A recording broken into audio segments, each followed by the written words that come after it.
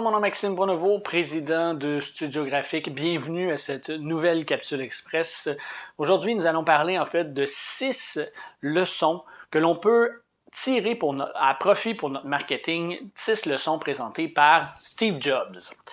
Effectivement, lorsqu'on pense à Apple, on pense au succès en fait d'Apple, on pense au regretté Steve Jobs qui a mené de main de maître l'entreprise du début jusqu'à la fin en fait, avec un certain intermède où il l'a quitté, mais ça a été vraiment l'emblème représentatif de cette entreprise-là. Et encore aujourd'hui, on en parle pour savoir qu'est-ce qu'il a laissé comme leçon à concevoir, à comprendre pour les gens qui veulent faire du marketing efficace. Alors, avant de débuter ces 6 leçons-là, ces 6 enseignements-là qu'on pourrait tirer finalement, je vous invite, si c'est un sujet qui vous intéresse, à liker la vidéo et à vous abonner à notre chaîne YouTube pour en obtenir encore plus de trucs et conseils au niveau marketing. Alors effectivement, bien que Steve Jobs, souvent on pense à Apple, on dit que ce n'est pas atteignable pour une petite, moyenne entreprise, mais ce qu'il faut savoir, c'est que ce qu'il y a derrière la grande entreprise d'Apple s'applique parfaitement à un niveau peut-être plus petit ou plus modéré, mais s'applique parfaitement, ou peut s'appliquer en fait parfaitement à votre entreprise.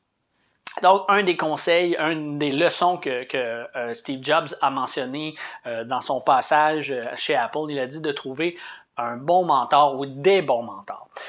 C'est très important de savoir en fait que lorsque vous réalisez, vous voulez connaître du succès au niveau, soit en affaires en général, mais on va parler en marketing aujourd'hui. Pour connaître du succès au niveau du marketing de votre entreprise, c'est de connaître des gens qui en ont connu, qui ont eu du succès dans le passé ou qui ont du succès présentement et qu'est-ce qu'ils font en fait pour arriver à ça.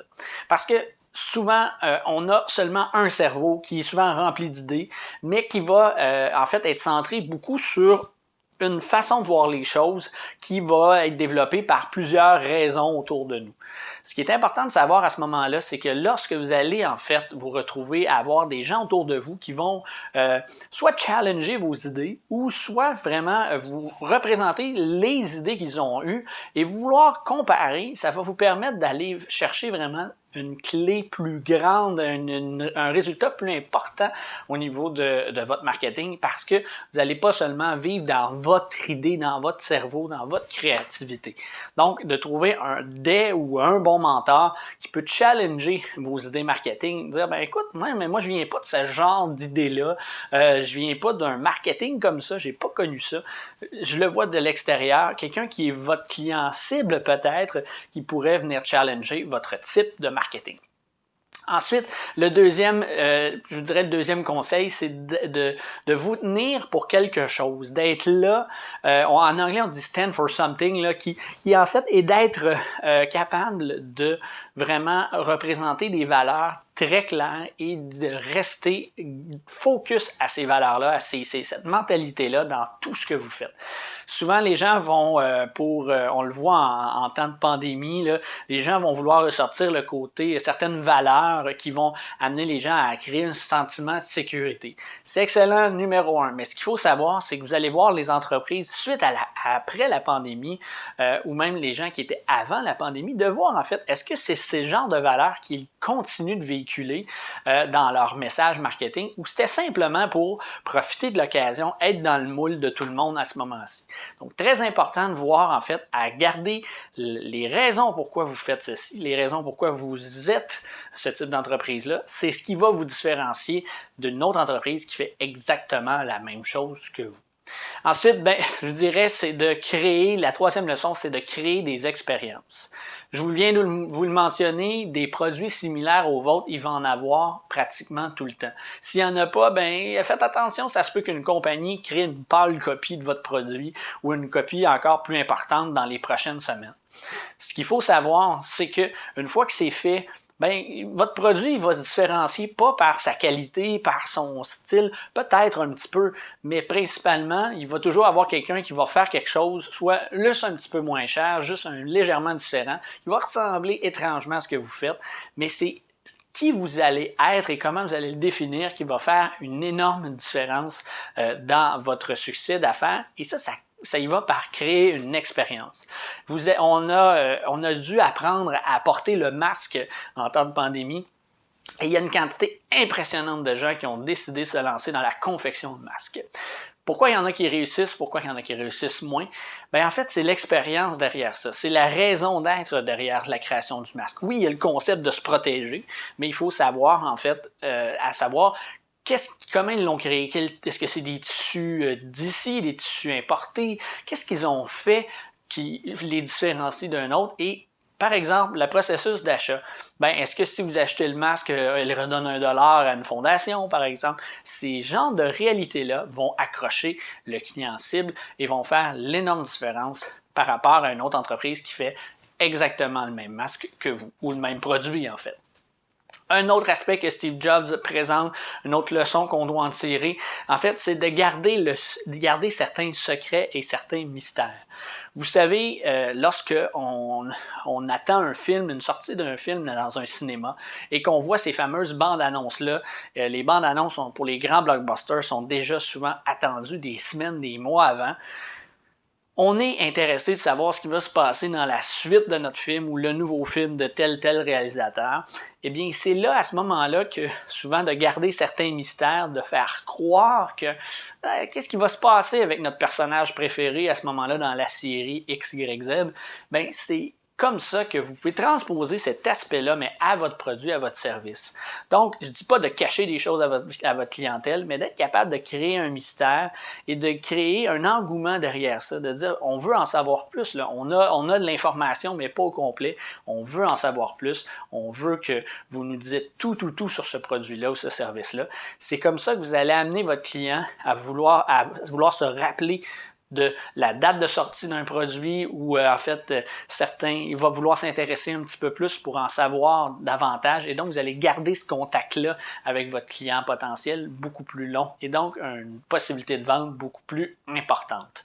Ensuite, une autre leçon que Steve Jobs mentionne ou qu'on pourrait retirer en fait de sa carrière, mais en fait je vous dirais c'est de faire en sorte que vos clients deviennent ce qu'on appelle des évangélistes de votre marque, des gens qui vont faire en sorte que votre marque va se vendre par votre propre personne, vos propres clients, pardon. Donc, vous allez avoir un aspect hyper intéressant, c'est que votre marketing va se faire relativement, j'aime bien le dire en guillemets, là, toute seule. On n'a qu'à penser en fait à Tesla qui va en fait faire en sorte qu'ils n'ont pas nécessairement de gens qui vont vendre le produit, mais que lorsque vous voulez vous procurer une Tesla, bien, vous devez trouver quelqu'un, on vous réfère à quelqu'un qui n'en possède déjà une et qui va vous vanter de long en large tous ces avantages de posséder une Tesla. Et souvent, bien, ces gens-là aiment le produit, sont très heureux de l'avoir et ça crée rapidement ce sentiment de confiance-là entre le futur client et le client qui l'est déjà. Alors faites en sorte qu'avec Apple, faites en sorte avec votre entreprise, comme Apple, comme Tesla, est capable de faire en sorte que vos clients veuillent parler de vous, veuillent vous référer et veuillent faire en sorte que vous ayez un nouveau client pour votre entreprise. Toutes les stratégies que vous pouvez mettre en place sont extrêmement importantes et ça va vous permettre d'avoir un résultat hyper concluant dans votre marketing et de réduire votre budget assez drastiquement dans les années qui vont suivre. Finalement, le dernier conseil que Steve Jobs peut nous mentionner, en fait, c'est de ne pas parler de votre produit dans l'aspect publicitaire. On n'a qu'à repenser, je crois que c'était en 1984, désolé si la date n'est pas exacte, mais c'est la campagne publicitaire de Macintosh, en fait l'ordinateur qu'Apple venait de tout juste de sortir. Dans cette campagne publicitaire-là, en aucun temps, on peut apercevoir une image de l'ordinateur. C'est vraiment pas ce qui est mis en avant-plan. On veut parler en fait d'autre chose complètement, mais qui est tout à fait relié à ce que Apple veut véhiculer dans son type de produit. Ce qu'ils veulent faire avec le Mac à ce moment-là, c'est de révolutionner, changer carrément l'image ou la façon que les gens vont consommer l'information. Et c'est ce qu'ils font dans la présentation de leur produit sans le présenter. Alors, si vous êtes capable d'établir ça, si vous êtes capable de faire ça dans votre approche marketing, vous allez connaître du succès parce que les gens vont voir ce que vous voulez apporter comme changement, vont voir qu'est-ce qu'ils peuvent recevoir de votre produit et après vont voir votre produit. Ils seront donc convaincus déjà d'avance.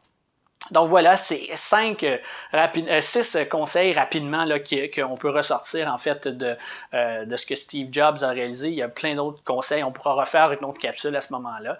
Mais si vous avez aimé en fait le sujet de cette capsule-là, n'hésitez pas à liker la vidéo et à vous abonner en fait à notre chaîne YouTube. Ça nous permet de nous encourager à continuer de faire ce genre de vidéos-là.